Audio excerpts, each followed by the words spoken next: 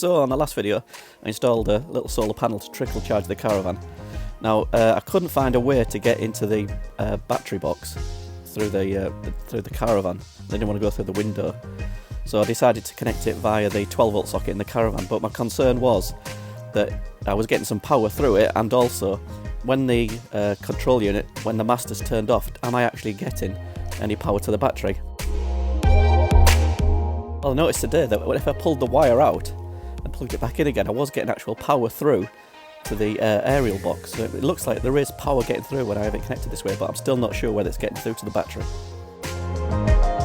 If anyone's got any advice on this, please leave in the comments and I'll take it from there. Thank you very much for watching.